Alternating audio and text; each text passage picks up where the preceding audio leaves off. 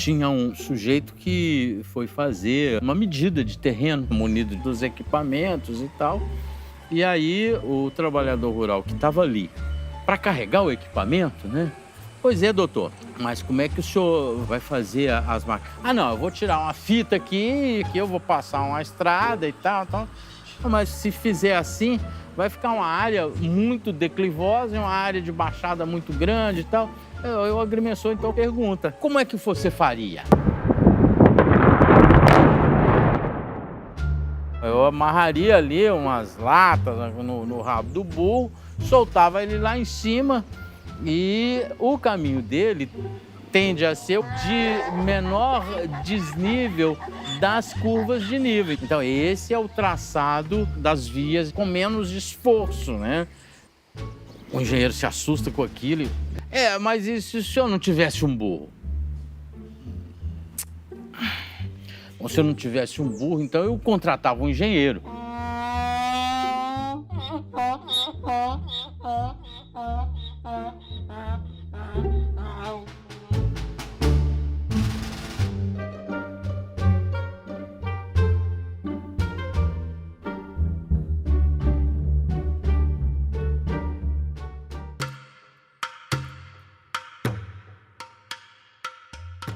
Desde o princípio, se quis afirmar essa neutralidade, essa imparcialidade do saber.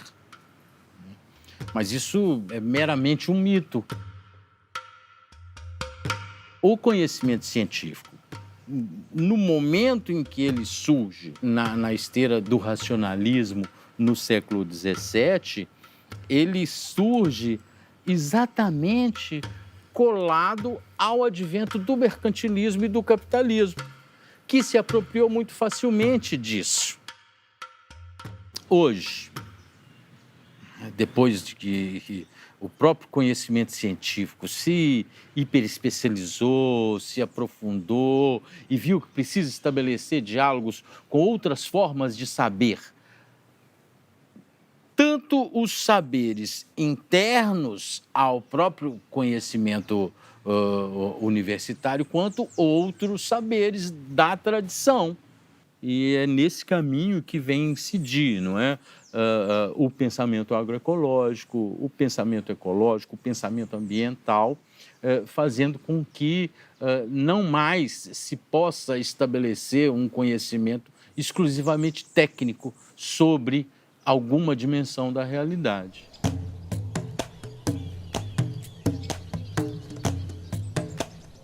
Para mim, a agroecologia é uma ciência. A ciência da gestão, do manejo, do desenho dos agroecossistemas, buscando a sustentabilidade. A agroecologia, enquanto ciência, busca nas práticas das comunidades tradicionais, no conhecimento das comunidades tradicionais, seus princípios e seus ensinamentos. A agroecologia é a aplicação dos princípios ecológicos à produção agrícola. A agroecologia, para mim, eu já tenho até uma frase: amor à vida. Se você quer viver, você tem que praticar a agroecologia. É entender que eu posso utilizar a terra para o meu sustento, para a minha moradia, mas levando em consideração que eu não sou o único ser vivo que estou nesta terra. Existem outros que precisam. Eu acho que a agroecologia ela vem da prática ancestral, tradicional, da agricultura no Brasil e no mundo. Tem uma visão integral de como a humanidade pode se relacionar com a natureza de uma forma diferente, mais respeitosa. Por ser uma ciência e uma prática contra-hegemônica na sociedade, e uma ciência que não se coloca como uma ciência neutra, ela também se posiciona como um movimento social. Então ela tem uma potencialidade de transformação, né, como movimento social, então ela tem uma dimensão política forte. A agroecologia é vida. Eu resolvo falar para aonde você vê vida na Terra, aí tem agroecologia. Simples de explicar.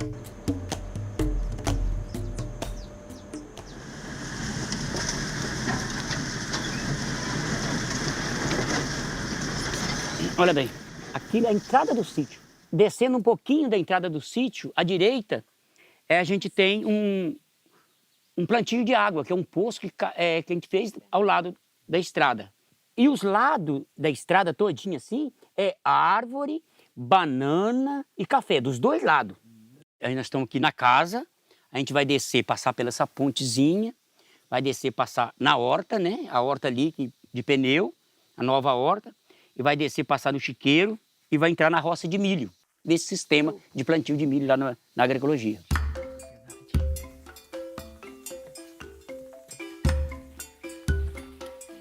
Com 4 anos que nós trabalhávamos ali no primeiro sítio, nós começamos a observar a dificuldade que nós estávamos tendo no trabalho convencional. Nós pensamos, o que fazer? Como fazer? Por que adubo caro? A gente comprava, não estava dando certo. Chegava no final do ano, a gente não ficava no vermelho. A gente só mexia com café, mas o café ele te dá e te tira. Um ano ele te dá, no outro ele te tira. Eu falei, mas isso não está dando certo. Como é que a gente vai fazer só para trabalhar? Nós precisamos diversificar a propriedade para podermos não dependermos só do café. Aí foi que a gente começou a nossa transição, começamos a mudar, vimos que o café convencional, ele todo ano ele te come tudo que você faz, porque você tem que devolver para ele em adubo. Falei, assim não está dando não. Fizemos essa experiência, né? Tiramos toda a matéria-prima, tiramos o adubo, tiramos tudo da propriedade e começamos um trabalho muito difícil, porque no início, a lavoura já estava acostumada com adubo. E foi difícil, foi um corte, foi como se tirasse um remédio de pressão no ser humano e ele dava um colapso. Então foi assim. Então nós passamos mais uns anos em dificuldade, porque estava em transição o sítio. Até chegar nesse ponto que nós estamos aqui hoje.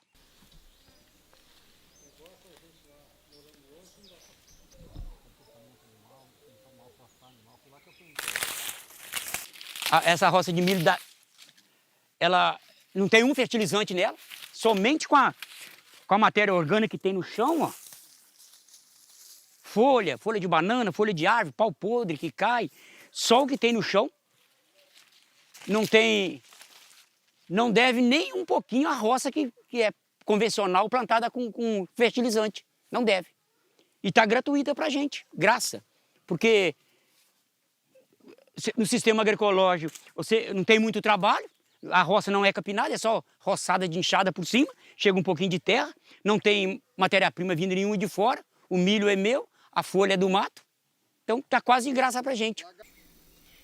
Nós não compramos esterco, nós não compramos adubo, nem calcário nós não jogamos, nem banho natural nós não damos aqui no sítio, nós não jogamos calda nenhuma feita em casa, nós não utilizamos nada, nós vivemos do que a natureza dá. Se você pensar do tempo que surge a agricultura até os dias atuais, quer dizer, o período que cabe a essa agricultura industrial é mínimo, né? Apesar de ele ter transformado a agricultura no mundo inteiro e ter mudado tudo no mundo, quer dizer, as pessoas foram capazes de produzir e de se relacionar com a natureza para produzir as suas necessidades durante milênios. Isso não quer dizer que o conhecimento científico não é importante. Ele é importante, só que ele foi desenvolvido numa lógica que é a lógica da acumulação do capital. Não é de resolver os problemas, né, a partir da lógica das necessidades humanas ou levando em consideração, né, o equilíbrio do próprio planeta. No Brasil, a agroecologia é muito mais da década de 80 e ela surge enquanto agricultura alternativa. E enquanto agricultura alternativa, ela surge para um movimento em contraposição ao modelo da Revolução Verde.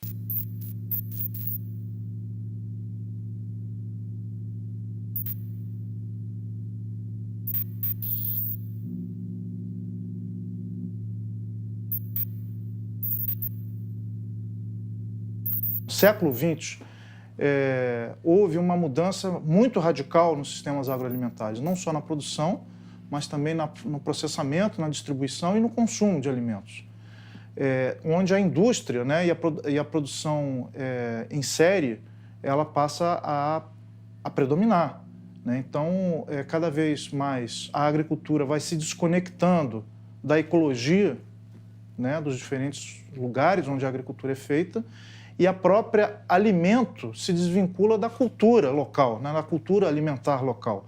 Então, a agricultura ela passa aí assumindo uma lógica de produção industrial. Tanto é que se fala muito na agricultura industrial.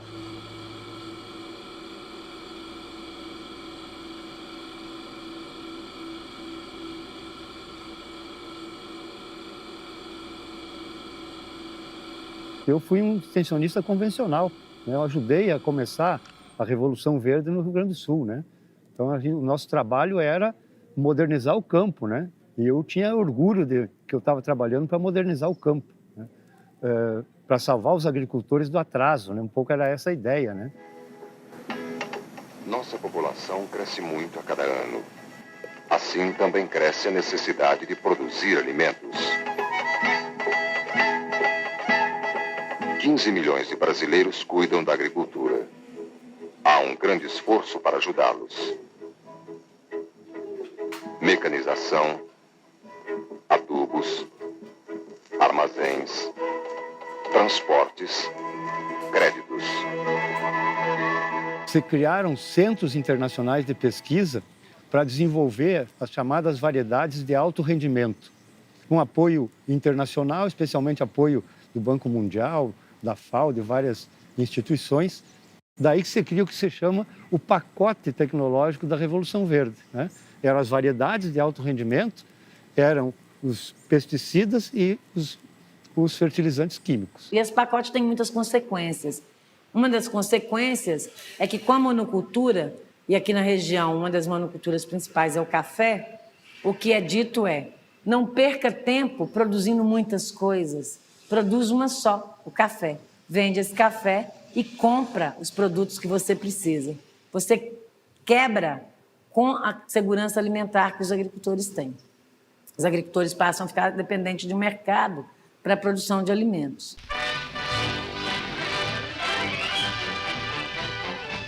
Um capricho de mau gosto da natureza faz com que a presença de certas árvores indique a terra favorável ao café, sendo necessário abater florestas inteiras a fim de se desbastar o terreno.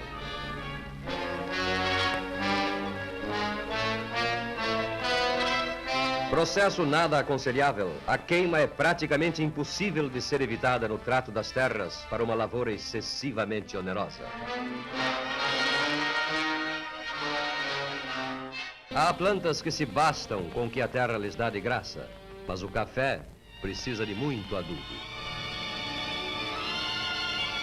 3 modalidades de adubação são usadas nos cafezais brasileiros: a verde, a química e a orgânica. Ávido de azoto, fósforo e potassa é o cafeeiro.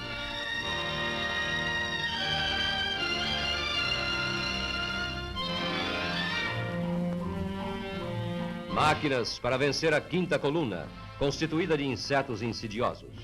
As pragas do café, ameaças permanentes de destruição e de miséria, são combatidas a qualquer preço.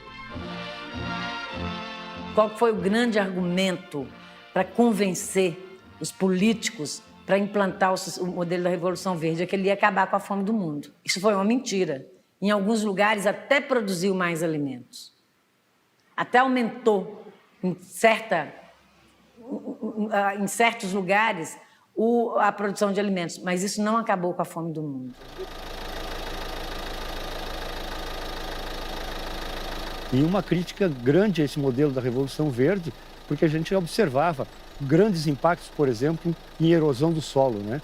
Nós chegávamos a ter 20 toneladas de perda anual por hectare de solo. A quantidade de águas já contaminadas pelos agrotóxicos, né? Então, mortandade de peixes e coisas assim que eram observadas, não precisava fazer nenhuma pesquisa científica para chegar a conclusões de que os agrotóxicos estavam causando problema. Essa resistência à modernização da agricultura, isso vem desde sempre. Desde sempre, desde que se percebeu, e os agricultores perceberam primeiro, né, que as políticas públicas não vinham em favor dos agricultores, e principalmente dos agricultores familiares, dos camponeses, do mundo inteiro, mas sim vinham para aumentar a produtividade, para criar todo um mercado de fornecimento de bens, inclusive comida como um bem, né, para quem tivesse dinheiro para pagar. A agroecologia, quando surge, ela vai exatamente... surge compreendendo a racionalidade ecológica e econômica tradicional. Então, ela vai buscar nessa racionalidade, nessa forma de produzir, de se relacionar com a natureza, de se relacionar na própria sociedade, que vem da agricultura indígena, dos povos tradicionais, da agricultura camponesa, e aportando conhecimentos científicos.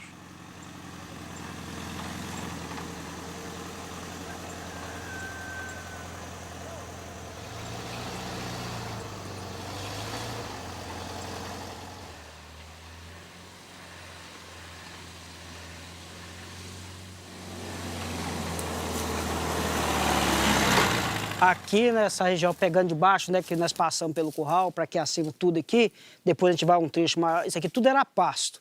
Então aí, né, tem um braquiário, ainda tem ainda o braquiário, aí a gente entrou plantando as bananeiras, né, estamos conduzindo ela para não entorcerar muito, mas a gente observou também que o braquiário não gosta de sombra, ele vai raleando. Aí, de vez em quando, a gente paga alguns companheiros junto com a turma, vai pelo menos limpando em volta das bananeiras e no meio a gente roça. Isso aqui deve ter uns 3 ou 4 anos, né? 3 anos e meio. É, 3 anos e pouco, né? Essa bananeira, ela demorou até ficar nesse ponto. E esse ano agora, como no mês de novembro choveu bem em dezembro, aí ela deu uma puxada boa, porque ela já tem 3 anos que nós plantamos ela. Né?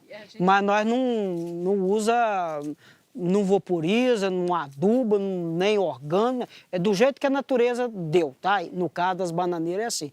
Esse café que está no meio das bananeiras aí também, a mesma coisa.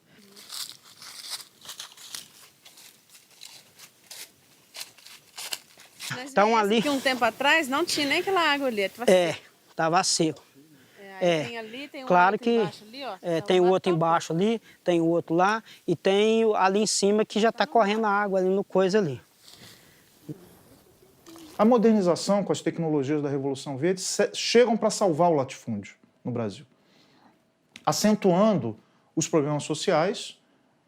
Foi um processo migratório muito grande e é exatamente nesse período da ditadura que, a partir das comunidades eclesiais de base, surgem processos de resistência que tem muito a ver com a defesa das formas de produção da agricultura camponesa, da autonomia tecnológica. Já se falava de tecnologias nessa época, de sementes, de casa de farinha, são assim, mais as práticas, né? E a necessidade de defender a terra, autonomia, são palavras-chave, né? Liberdade, palavras-chave que estavam muito presentes e fazia parte da pedagogia, inclusive, das comunidades eclesiais de base, fala do método de ver, julgar e agir.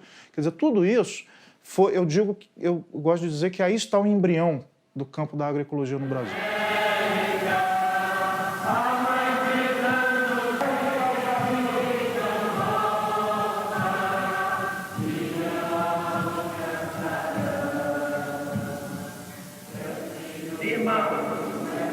Nós todos somos membros do povo de Deus em busca da terra prometida. A partir do final dos anos 60, surgiram grupos bíblicos que procuraram ligar a fé cristã com a vida, com a inserção, com o compromisso de mudar a sociedade. E aí as SEBs surgiram disso, no final dos anos 60, começo dos anos 70, e se espalharam pelo Brasil com essa característica. Não são somente pequenas comunidades, são pequenas comunidades inseridas na luta do povo, que trabalham para mudar a sociedade. Foi um espaço onde o povo começou a se reunir, a discutir não só a religião em si, mas também os seus problemas, as suas vitórias, as suas conquistas. E esse espaço ele se tornou aí, para mim, um canteiro fértil para que os movimentos sociais pudessem abraçar essa causa. A partir do momento que as famílias começaram a se reunir e discutir os seus problemas, entre elas começaram a aparecer soluções. Muitas pessoas que estavam dentro desse trabalho da comunidade de base começou a entender o que significa realmente essa tal de comunidade de base, né? Porque não é somente rezar, né? Tem que colocar algumas coisas em prática, né? Tem que levar os trabalhos em ação. Com 8 anos de idade, eu que fazia essa mistura dos venenos. Então isso parece que isso marcou muito para que lá na frente eu pudesse mudar a forma de produzir. Os venenos, aquele mau cheiro, que não me agradava. A SEBS ajudou a alertar toda essa questão da luta de classe, toda a questão da importância da auto-organização, toda a questão importante dos direitos dos homens e mulheres, né? E também do modelo da agricultura, ele acaba vindo também. Eu tenho direito a produzir sem veneno. Eu não quero morrer de câncer, entendeu? Eu não quero estar exposto a um insumo, uma tecnologia que vai roubar minha saúde. Vários dos sindicatos de trabalhadores rurais, né? associações e uma série de outras organizações foram criadas a partir desse movimento que vem das comunidades eclesiais de base da Igreja Católica. Por isso, então, que começa desde o nascedouro a agroecologia no Brasil, com esse movimento forte entre a discussão mais técnica da questão da produção de alimentos, mais articulada com a questão social. Essa é a base da agroecologia.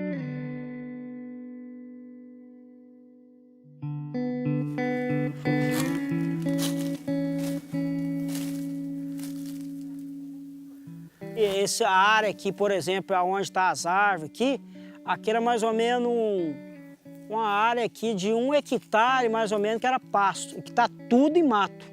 Voltou o que era? Está voltando o que era antigamente. A agricultura chamada alternativa, que floresceu no Brasil nos anos 70, basicamente, a principal característica dela é que ela era fragmentada.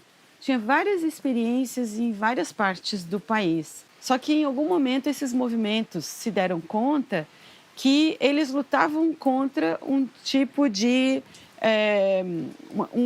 um modelo que estava ameaçando a todos eles de forma diferenciada.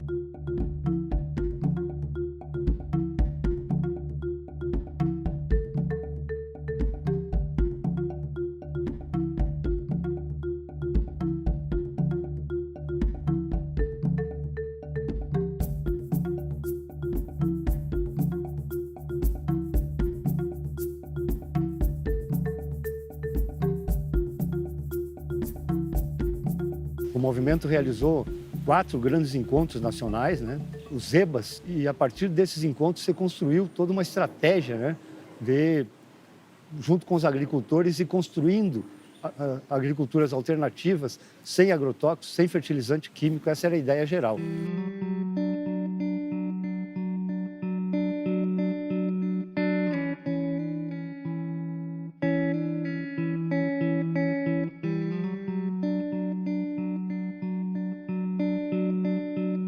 E eram encontros que você tinha, na verdade, muitos estudantes. Eu participei do segundo aqui em Petrópolis, que tinha quase 4 mil pessoas. Participaram de Cuiabá, teve quase 5 mil. O de Petrópolis, você contava nos dedos os agricultores que estavam ali. Fora os agricultores de classe média, orgânicos, não sei o que e tal. Agricultor camponês, propriamente dito, vai procurar, por exemplo, lupa, porque não tinha muito. Mas era uma estudantada, muito crítica em relação à questão ambiental, começando também a pipocar, naquela altura. Então, as motivações eram um pouco por aí.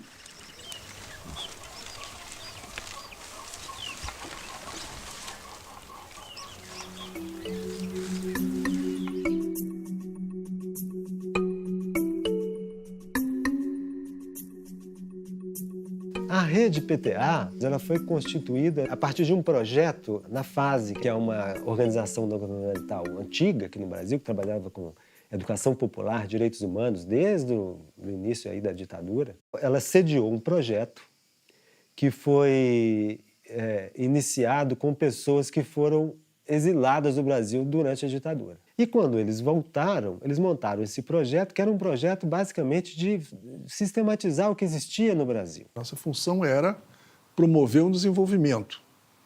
É uma coisa meio genérica na nossa cabeça, a gente tinha uma ambição extrema de achar, olha, desde o começo a gente trabalhava com a ideia, não, a gente tem que mudar a agricultura do Brasil.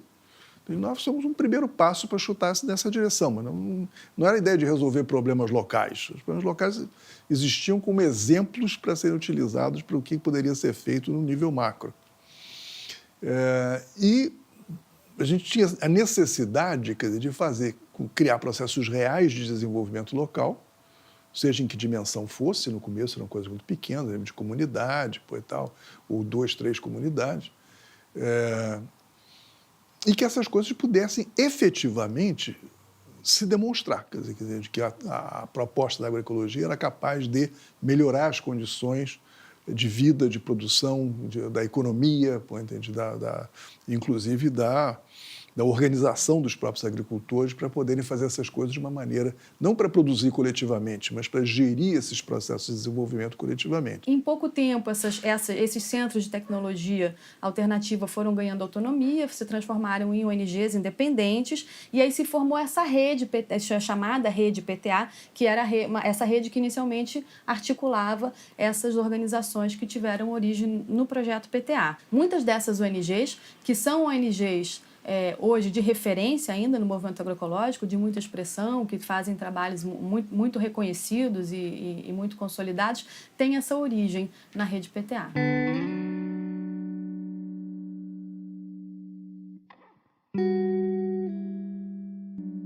E o termo agroecologia começa a ser mais conhecido em função do trabalho que a ASPTA fazia no Brasil. Então, uma das coisas que eles fizeram foi traduzir e publicar os textos do Miguel Altieri, do Glissman, que eram textos que usavam a expressão agroecologia. Então, todo mundo começou a reconhecer que aquele termo agroecologia podia significar o que cada um estava lutando, que a agroecologia tinha espaço, era um norte que poderia ser, que unificasse todos esses movimentos, inclusive os movimentos de consumidores. Havia muito descontentamento do uso da palavra, do termo, né, de agricultura alternativa. Todo mundo que trabalhava com isso tinha um pouco de...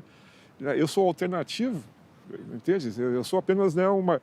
Quem sabe a gente não consegue alguma coisa de mais impacto. Com o termo agroecologia começou a pegar e começou a entrar para os agricultores de uma maneira um pouco mais... Eu sou agricultor ecológico, eu sou agricultor agroecológico. Nas redes começou a dizer, bom, mas se a academia fala que isso existe como ciência, então eu vou usar o termo, porque é um termo científico, né? Nas questões de políticas públicas, assim por diante, né, as pessoas... Eu não posso dizer que eu sou um agrônomo alternativo, mas então eu sou um agrônomo agroecológico. E aí a coisa começou a avançar e a fixar a palavra, o termo no Brasil de agroecologia.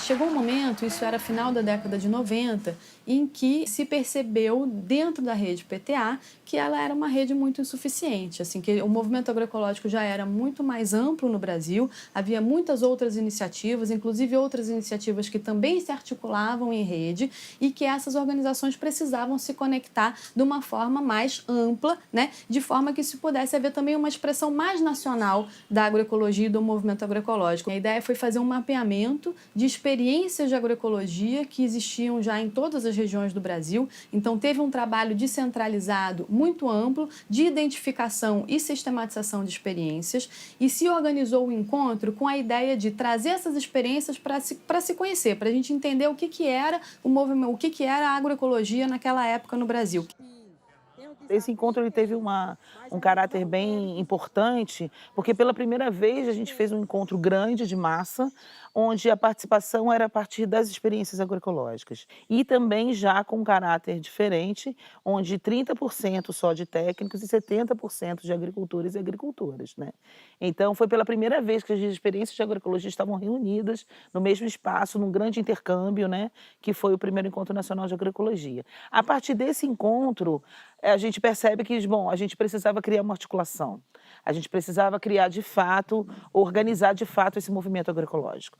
E aí, em 2002, nasce a Articulação Nacional de Agroecologia, que tinha ali, né, acho que duas maneiras de você, né, de se organizar e de se articular, que era através dos grupos de trabalho e através das articulações regionais.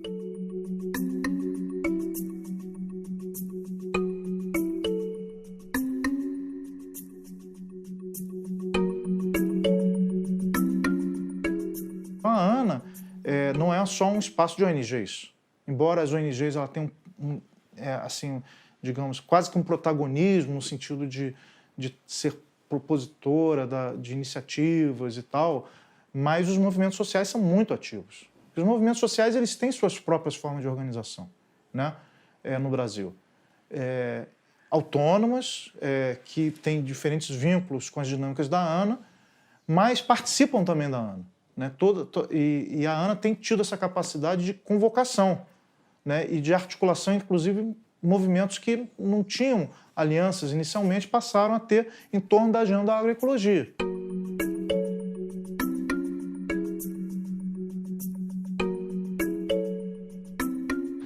Nosso primeiro congresso de agroecologia aqui juntou, sei lá, 3, 4 mil pessoas. Foi um sucesso, né? Uma coisa assim impressionante, né? Do interesse, gente vindo de tudo quanto é lugar, fora do Brasil, né?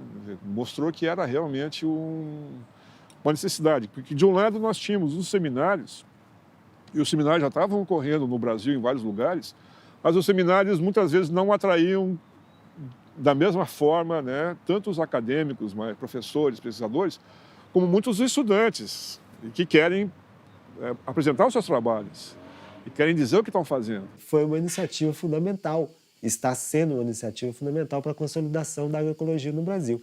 Mas ele tem uma outra função, que foi exatamente essa de articular o campo acadêmico. E o campo acadêmico com as experiências concretas com os agricultores também, né?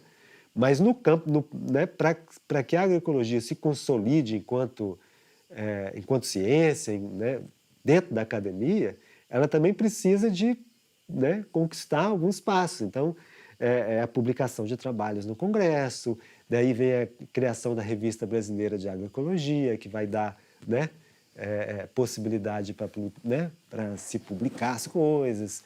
Quer dizer, é uma força importante também, mas é diferente do Encontro Nacional, que cumpria muito mais esse papel de articulação mais aberta com os movimentos. Na medida que o Congresso avançou e para garantir a continuidade do Congresso, foi preciso também fundar a associação, né? E naquela época, né, eu me dispus e acabei assumindo a presidência da Associação Brasileira de Agroecologia e fazendo, né, todo o procedimento, todas as tratativas para que a gente pudesse sair do Rio Grande do Sul com o Congresso e começar a rodar o Brasil.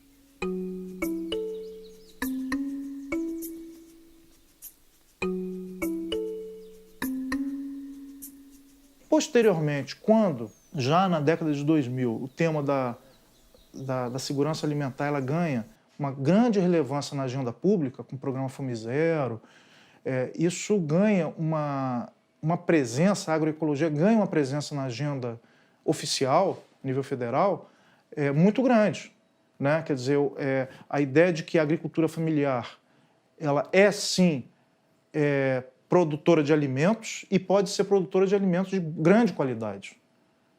Coisa que o agronegócio não faz. O agronegócio ele produz commodities, boa parte para alimentação de gado. Ele não tem...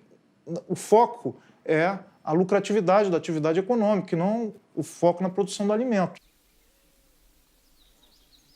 O que a gente viu outro dia? Nós cortamos 10 caixas de banana para ir para a escola.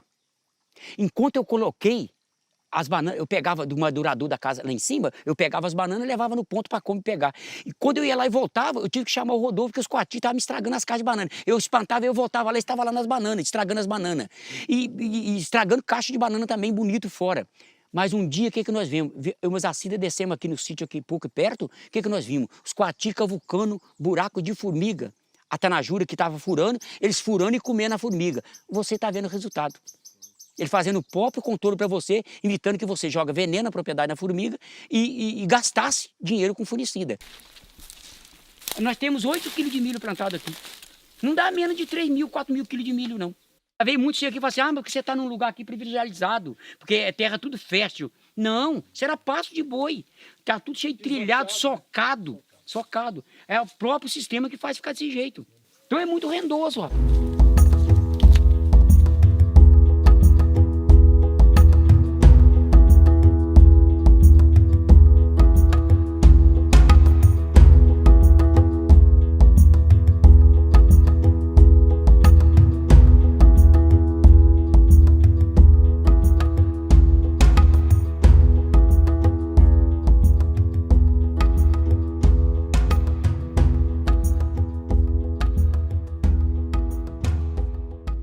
A ANA ela surge justamente num período em que se abrem muitas possibilidades no campo democrático. E a gente conseguiu abrir portas de diálogo, a gente conseguiu abrir espaços de participação, a gente ocupou muito ativamente e com muito empenho esses espaços de participação e conseguiu, através dessas possibilidades de diálogo entre a sociedade civil e o Estado, influenciar a criação e o aprimoramento de programas e políticas públicas de apoio à agricultura familiar e pela promoção da agroecologia.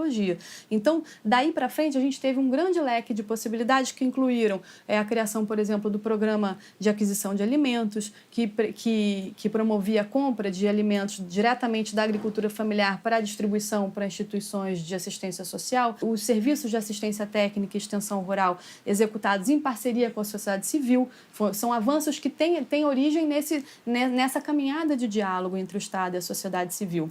E a gente conseguiu, quer dizer, e é um resultado muito importante desse todo esse esforço de incidência na política pública, que foi a criação em 2012 da Política Nacional de Agroecologia e Produção Orgânica, com o intuito de articular e dar um sentido lógico e coerente para um conjunto grande de ações de apoio à agricultura familiar e povos e comunidades tradicionais para a promoção da agroecologia. Aí a ANA e a ABA tiveram um papel fundamental, né, de contribuir na construção dessa política.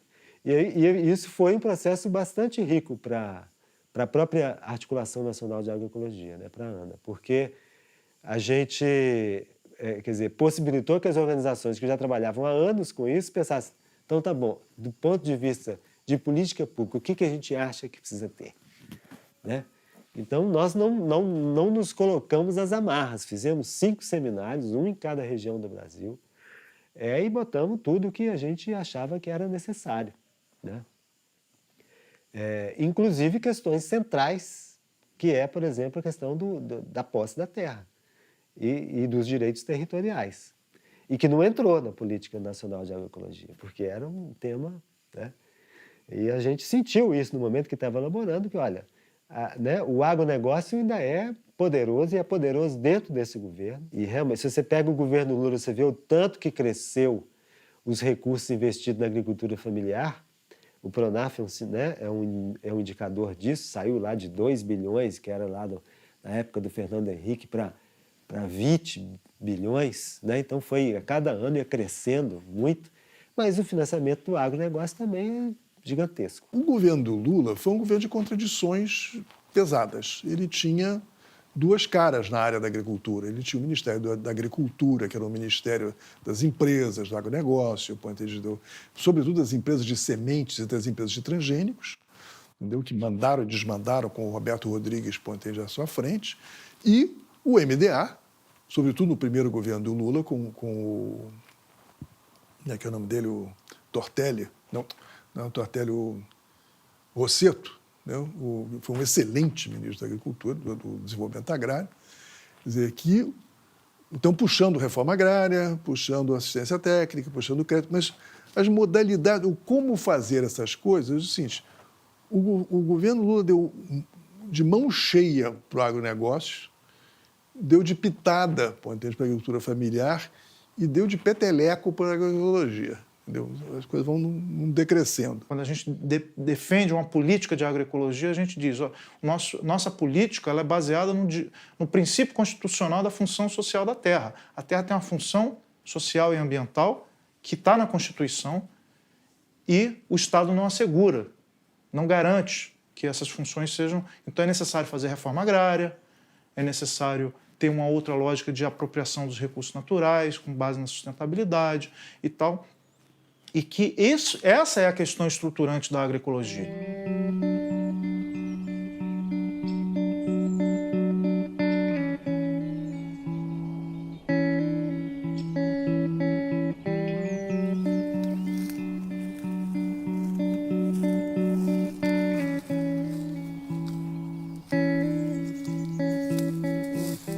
O acesso à terra é um fator fundamental para que a agroecologia nesse país possa se deslanchar. Porque sem o acesso à terra, as pessoas não têm liberdade para poder plantar, para poder produzir aquilo que ele quer.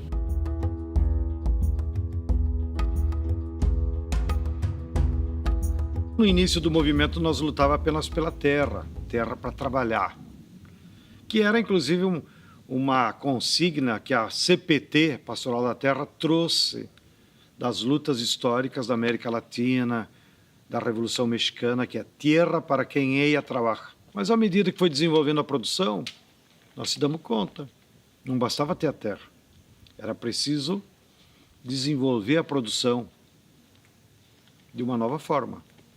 E aí nós fomos debatendo e incorporando uma nova visão de como organizar a produção.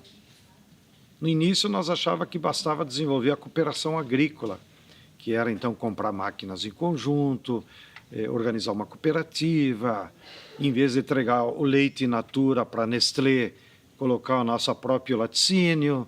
E, de fato, isso melhorava a renda e as condições de vida. Mas, ainda assim, era insuficiente.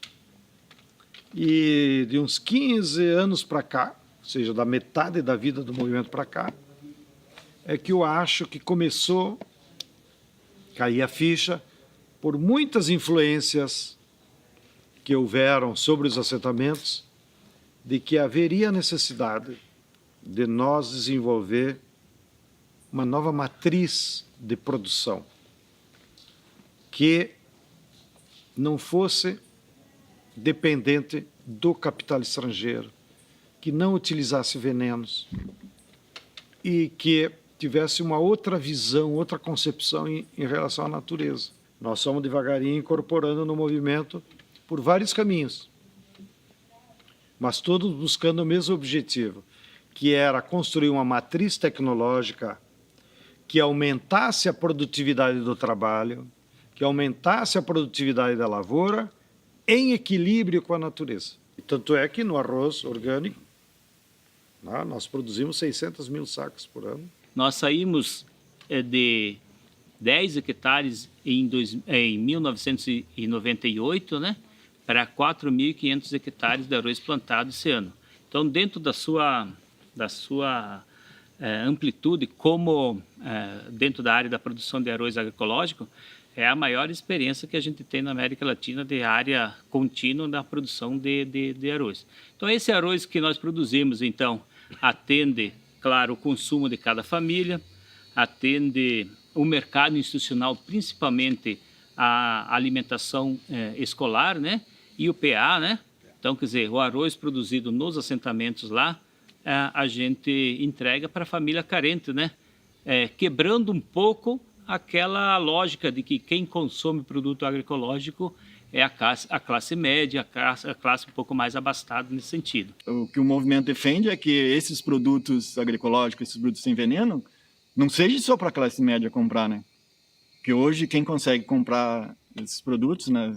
Pega a Feirinha da Glória lá no Rio de Janeiro, quem que vai conseguir comprar os produtos que tem lá? É só a classe média mesmo, né? Porque os pobres têm que ir para as feiras tradicionais lá e comprar com veneno. É interessante e é necessário também a gente compreender que o capital também vai se apropriando tanto dos elementos, né, que a pequena agricultura, que os camponeses vão construindo e vão colocando como desafio, como eles também começam muitas das práticas, né, ou tentativa, né, daquilo que a gente quer construir, eles também vão se apropriando.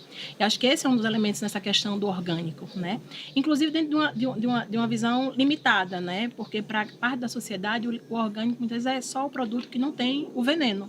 Então, que é produzido muitas vezes em escala, né, porque é possível, em escala, dentro do marco e da lógica do capital, né, mas com uma contradição que para mim é profunda. A contradição de que esse produto orgânico vai chegar para uma parcela da sociedade que tem condições, tem um poder aquisitivo alto, que pode comprar um alimento mais caro, justamente para se diferenciar daquilo que está, né, do convencional, do químico. A produção orgânica acabou, digamos, sendo mais difundida numa perspectiva de nicho de mercado, né? Então, aí, aparentemente, quem é orgânico não é agroecológico e vice-versa. Não é bem assim a história. Muitos dos orgânicos, muitos que fazem produção orgânica são também agroecológicos. Mas nem todo mundo que é agroecológico é orgânico, do ponto de vista de ter certificado e assim por diante, e vender esse alimento com o nome de orgânico. A gente encontra produtos de agricultores agroecológicos sendo vendidos nas feiras comuns. Quando tu chega num Walmart com uma certificação orgânica, nem sempre o cara que produziu orgânico é agroecológico, porque ele pode ter produzido em milhares de hectares com mão de obra escrava, com uma série de problemas ambientais e sociais que ele deixou para trás e que não permite que aquele processo seja sustentável.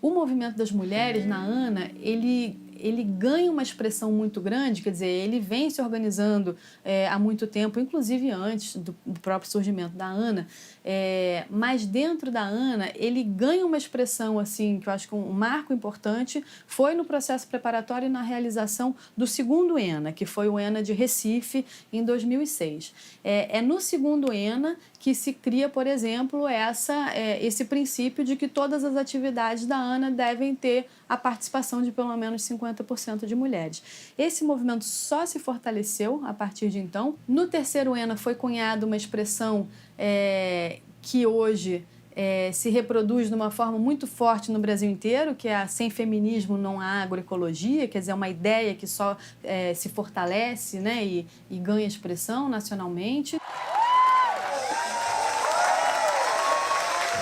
Pela vida das mulheres! Sem feminismo! Obrigada. Os agrônomos, inclusive as agrônomas, costumam chegar nas propriedades e só conversam com os homens, como se só os homens fossem os produtores rurais. E elas estavam reivindicando, não, elas querem ser ouvidas como agricultoras, elas trabalham, elas têm opinião, elas têm conhecimento, elas têm propostas. E a agroecologia, o movimento agroecológico, ele se declara como tendo uma série de princípios. Um dos princípios é o princípio da equidade, que todos são iguais. E elas começaram a usar esse argumento.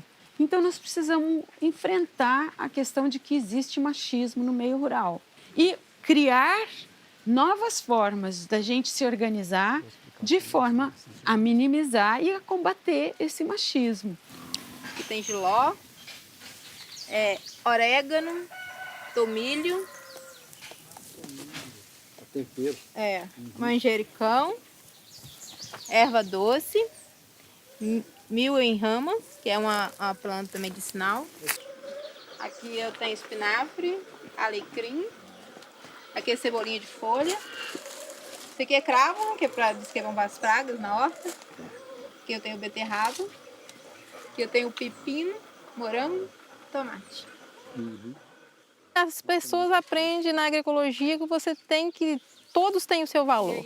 Mas a maioria das pessoas que a gente vê, as mulheres de fora, é o marido que manda. É eu que faço, é eu que pago conta, é eu que trabalho. Aí o trabalho da mulher não aparece. Mas aqui não, aqui nós trabalhamos iguais, todas as discussões que nós temos, conta para pagar, nós sentamos, conversamos juntos. Então aqui a agroecologia também faz essa transformação. Quando a gente fala sem feminismo na agroecologia, a gente está falando do feminismo enquanto movimento de mulheres, né? Enquanto esse movimento que reivindica, como a Marcha das Margaridas, que é um movimento feminista, né? Que vai para as ruas para reivindicar as políticas para as mulheres, a política para acabar com as desigualdades, para aumentar a autonomia, para diminuir a pobreza entre as mulheres, né? Porque isso é um dado importante de trazer, né? As mais pobres do mundo são as mulheres, e se a gente associar com raça, as mais pobres são as mulheres negras, né? Então não tem como a gente fechar os olhos para essas desigualdades. Não tem como a gente falar de agroecologia sem pensar que existe machismo, que existe racismo, que existe luta de classes, que os agricultores pobres têm menos direitos que os agricultores ricos, né? Então, se a gente não mexe com essa estrutura e se a gente não passa a olhar de outra maneira para isso, a gente não vai conseguir a agroecologia como uma proposta de alimentação para o mundo inteiro. O agro está em tudo. Nas máquinas que colhem os grãos, que se transformam em ração, que alimenta animais que geram leite, carne e lã. A indústria alimentar é a maior indústria do mundo. E ela está na mão de praticamente 6 impérios alimentares. Então, nós temos 6 grandes empresas que controlam todo o sistema alimentar. As empresas, elas foram, de maneira muito sutil, enfiando goela abaixo, dizendo que o único resultado antes era sementes híbridas. Isso já foi causando uma ruptura. Aí depois vieram enganando, inclusive, os deputados, dizendo que com as sementes transgênicas ia reduzir o agrotóxico, ia baratear a produção de alimento, o que hoje nós vemos que foi uma baita mentira, porque triplicou o uso de veneno. A promessa era que com os transgênicos nós íamos ter maior produção para atender a demanda de alimentos crescente no mundo. Outra vez, a mesma história da Revolução Verde, né? Mas pesquisadores, por exemplo, da Fundacep, que é uma fundação de pesquisa lá no município de Cruz Alta, no Rio Grande do Sul, já no início, ali no início dos anos 2000, fizeram pesquisas comparativas e mostraram que as nossas variedades de soja eram tão ou mais produtivas que as variedades transgênicas que estavam entrando de contrabando naquela época, né? E a outra promessa que a Monsanto, na época, fazia para os agricultores é que eles iam ter menos trabalho, né, porque iam usar um herbicida que ia reduzir o trabalho deles e que era um herbicida inofensivo, que não fazia mal para ninguém. Então essa é outra mentira, né? I see trees of green. Imagine um mundo que preserve a natureza, o ar, os rios, onde a gente possa produzir mais com menos agrotóxicos, sem desmatar as florestas. Imagine um mundo com mais alimentos, e os alimentos mais nutritivos e as pessoas com mais saúde. Já pensou? Ah, mas você nunca imaginou que os transgênicos podem ajudar a gente nisso.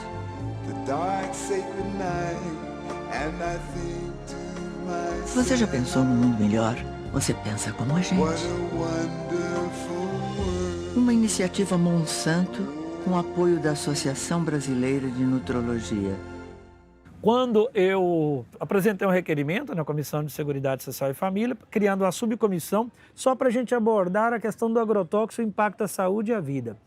Aí, quando apresentamos o relatório, com grande parceria de diversas universidades, aí um deputado disse assim, mas como que aumentou o uso do veneno? Aí ele disse, então eu fui enganado quando eu aprovei aqui o transgênico, falei assim, olha, sinto muito em te dizer, mas você foi enganado, porque elas estão exigindo muito mais veneno. Se a gente pegar a soja, por exemplo, vamos imaginar, né, que um governo decida, a partir da próxima safra, nós vamos plantar somente soja convencional. Não tem como. Nós não temos semente para fazer isso. Entende? Então, o setor está dominado pela soja transgênica. Então, não teria semente para fazer. Teríamos que fazer um processo de transição para voltar a cultivar soja convencional. A mesma coisa com o milho, com o algodão, o que implica essa dependência do agricultor. Todos os anos, ele vai ter que comprar a semente da Monsanto. Agora, a conjuntura ela é perversa, porque no Congresso de 513 deputados, nós temos lá uma maioria que está a serviço do agronegócio, que está a serviço dessas empresas multinacionais. E aí a dificuldade de tramitar é uma matéria que possibilite o avanço da agroecologia e que possibilite o fim, que viabilize o fim dessa produção com veneno.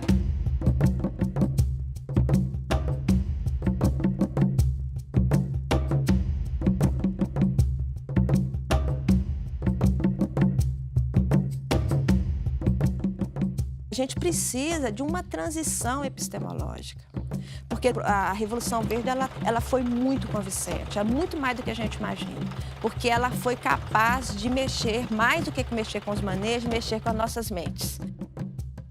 Eu dou aula para meus estudantes de agronomia, eles falam, professora, você é louca, o único jeito de garantir a produção alimentar do mundo, do futuro do mundo, é essa agricultura moderna, está mais do que provado. Isso, para mim, é um discurso falacioso. É um discurso que foi construído e os estudantes... É lastimável isso. Estudantes de 20 anos, 22 anos, eles não conseguem pensar uma alternativa de produção. A gente ouve falar muito, né, que o agronegócio contribui com 21% do PIB brasileiro, né, que produz muito alimento, né? Isso é uma grande mentira, né? Que contribui com o PIB 21% pode ser verdadeiro, mas isso à custa de muita coisa, né? Por exemplo, à custa de muitos subsídios. Essa agricultura é altamente subsidiada, especialmente através do sistema de crédito rural e especialmente também através das sequências de renegociação das dívidas que têm ocorrido no Brasil. Ao longo de das últimas décadas, né, o Brasil tem renegociado as dívidas com esse setor da agricultura, dando bonificações e diminuindo juros, perdoando parte da dívida e assim por diante. Isso é tudo subsídio, é pago pela sociedade. Todos nós pagamos por isso. E a outra mentira é que é um grande produtor de alimentos esse setor. Não é um grande produtor de alimentos, né? É um grande produtor de commodities, especialmente para exportação. Já há muito tempo que as pesquisas da universidade vêm apontando que quem alimenta o Brasil é a agricultura familiar. Que 70% dos alimentos que são produzidos no Brasil vêm da agricultura familiar. Agroecológicos, não. Passíveis de converter para a agroecologia, sim. Tem um potencial aí. Eu vejo o movimento agroecológico hoje, a agroecologia hoje, algo muito mais forte do que quando começou. Né? Quando eu estava lá na universidade, no GAI, no Grupo de Agricultura Ecológica, onde a gente dizia que agroecologia era coisa de maconheiro, né? E agora, né, hoje a gente, de fato, a gente vê a força desse movimento e o quanto que ampliou essa história, tanto da produção agroecológica como da adesão ao sistema, né, ao modelo de agricultura mais sustentável. Eu vejo que nós avançamos muito. Nós estamos vivendo o melhor momento da agroecologia. Você chegar hoje, né, nas feiras, na maioria das feiras nas cidades pequenas, você consegue comprar, né, ou trocar o que você quiser. A gente vive hoje um momento dramático no Brasil, do ponto de vista social e político, né? E a agroecologia representa também todo um movimento de resistência. Quer dizer, os nossos grupos os grupos que trabalham com agroecologia estão muito identificados com a ideia da democracia, da justiça social, da conservação do meio ambiente, dos direitos territoriais dos povos e comunidades tradicionais. Então, são também movimentos de resistência, somos um movimento de resistência que se fortalece quando as ameaças se colocam.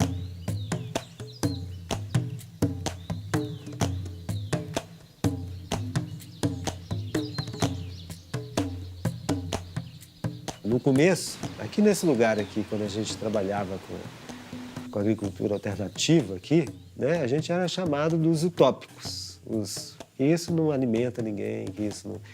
E desse ponto de vista, a agroecologia já demonstrou, já está demonstrado, inclusive com relatórios da FAO, da ONU, né, demonstrando que, a partir da agroecologia, é possível produzir alimento para a população mundial. A agroecologia é uma utopia, no sentido de que ela é um grande projeto de transformação, mas não no sentido de ser uma coisa irrealizável. Aquela linha no horizonte. Quanto mais a gente aproxima da linha, mais ela se afasta. Então, por que serve a utopia? Para a gente continuar caminhando. É uma esperança. Você imagina se a gente conseguisse transformar todo esse país em agroecologia, todo esse mundo em agroecologia? Então é uma utopia que lá vai sendo realizada a pouco a pouco. A agroecologia é essa construção. Ela não é onde nós vamos chegar, ela é o processo que está acontecendo. Ela é a construção do conhecimento agroecológico, ela é o movimento achando espaço, ela é a realização das práticas pequenas, das práticas grandes, com sucesso ou insucesso, é o aprendizado com todo esse processo. A agroecologia é isso, é o contínuo.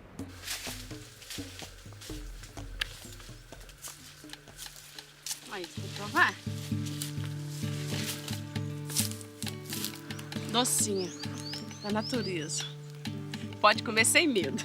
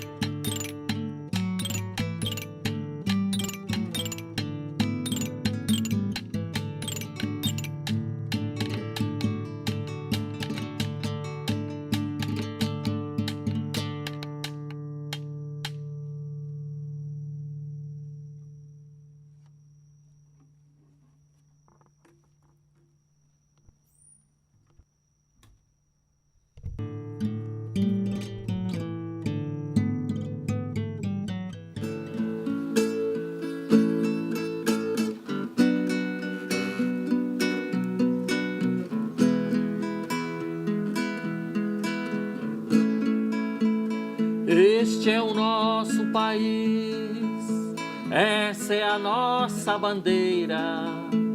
É por amor essa pátria Brasil que a gente segue em fileira. É por amor essa pátria Brasil que a gente segue em fileira.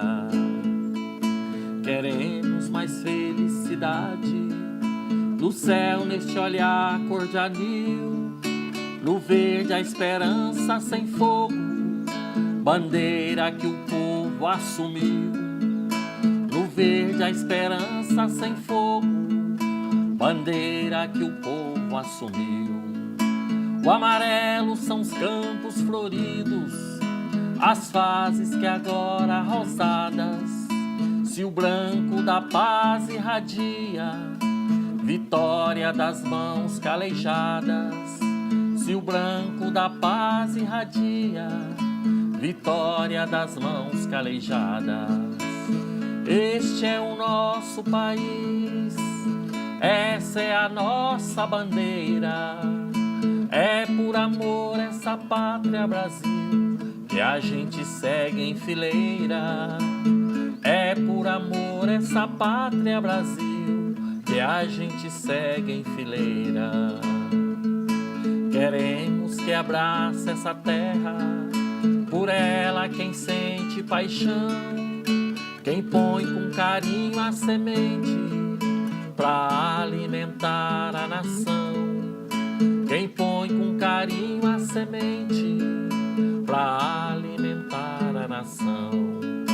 A ordem é ninguém passa fome, progresso é um povo feliz.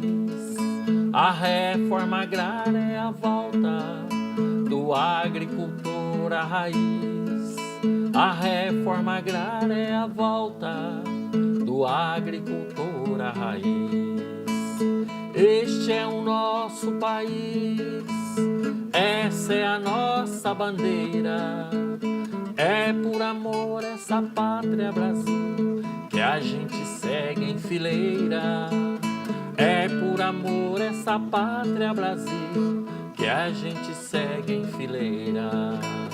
Este é o nosso país, essa é a nossa bandeira. É por amor essa pátria Brasil que a gente segue em fileira. É por amor essa pátria Brasil que a gente segue em fileira.